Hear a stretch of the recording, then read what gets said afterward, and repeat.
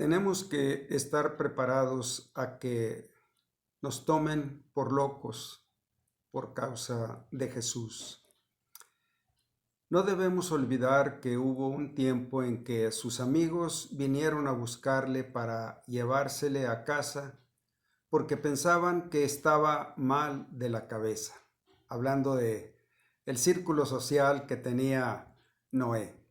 La sabiduría de Dios muchas veces le parece locura a la gente. Y bueno, el Señor Jesucristo también advirtió a sus discípulos: si a mí me aborrecieron, a ustedes también los aborrecerán.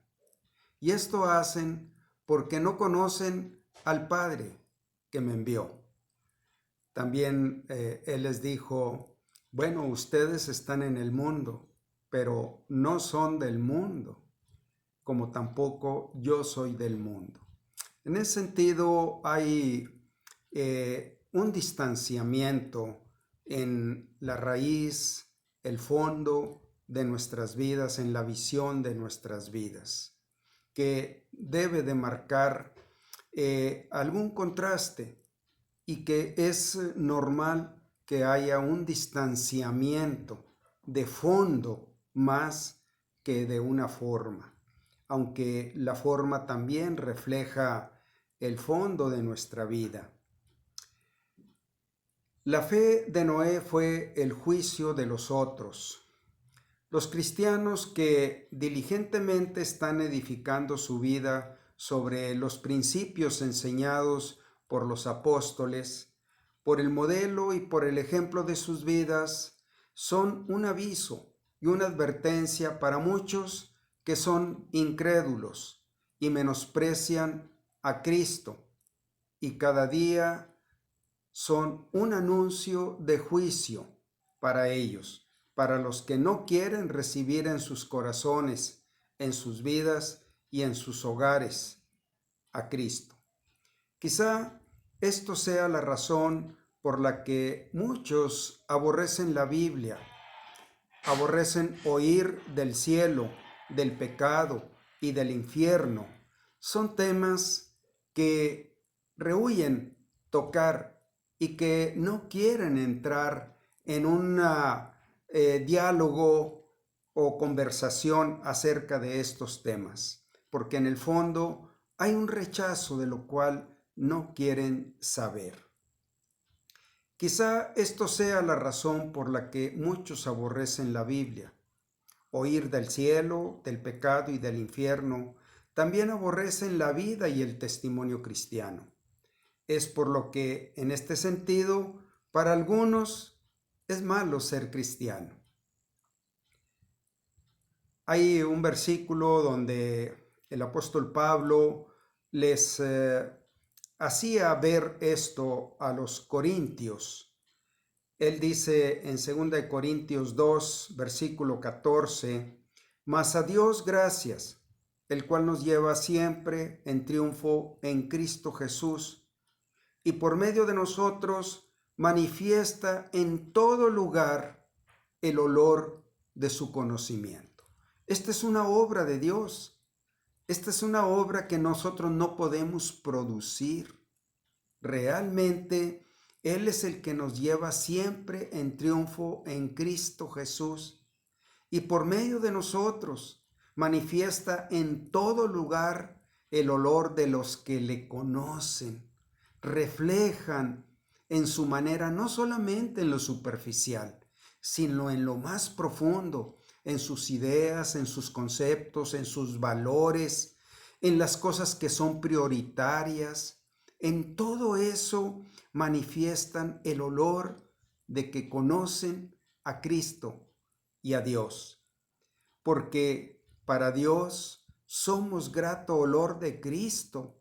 Así es como le complace a Dios ver todo el fondo, aún lo más profundo espiritualmente, es lo que le complace a Dios, como un grato olor de Cristo entre los que se salvan. Y en los que se pierden, a ellos ciertamente somos olor de muerte para muerte, y a aquellos que se salvan olor de vida para vida. Y para esto, ¿quién es suficiente? Bueno, nuestra suficiencia proviene de Dios.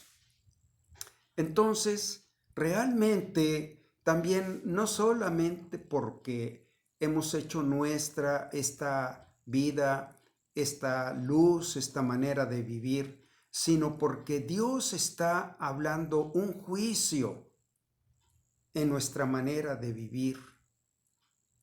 No es que los cristianos se crean más justos que nadie, o que sean criticones, ni que vayan por ahí fijándose en lo que los demás hacen mal, ni que digan, ya te lo había dicho. A menudo lo que sucede es que sencillamente, por ser cristianos, traemos juicio sobre los que no lo son. Alcibíades, aquel joven brillante pero salvaje en Atenas, le decía a Sócrates, el filósofo, Sócrates, te odio porque siempre que me encuentro contigo me haces verme tal como soy.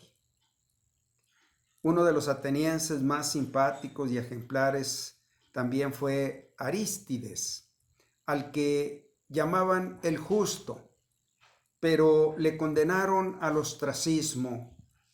Cuando le preguntaron a alguien por qué lo había encarcelado, contestó, porque estoy harto de que le llamen el justo. Ante la bondad, el mal queda condenado. Bueno, la luz echa fuera las tinieblas. Las tinieblas no pueden prevalecer contra la luz de la vida, la luz de la verdad, la luz de la santidad, la luz del amor, la luz de la justicia, la luz de la misericordia. Es la luz que Dios hace morar por el Espíritu en nuestros corazones. Como conclusión podemos decir estos últimos párrafos, Noé fue justo por la fe. Sucede que es el primero que se le llama justo en la Biblia. En Génesis 6:9 dice, estas son las generaciones de Noé. Noé, varón justo, era perfecto en sus generaciones. Con Dios caminó Noé.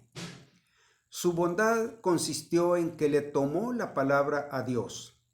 Cuando otros quebrantan los mandamientos de Dios, Noé los cumplía.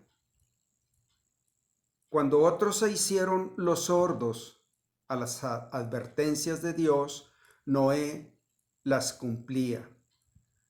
Cuando otros se reían de Dios, Noé le oía con reverencia. Se ha dicho que Noé, con su luminosa fe en Dios, puso al descubierto el sombrío escepticismo del mundo.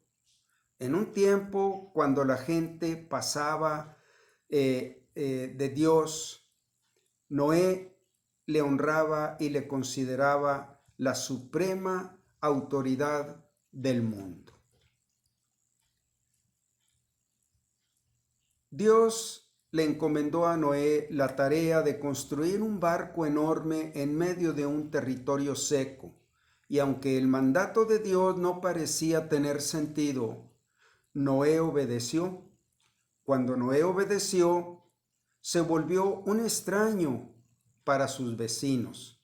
Cuando usted obedece a Dios, no se sorprenda si otros lo consideran diferente o extraño.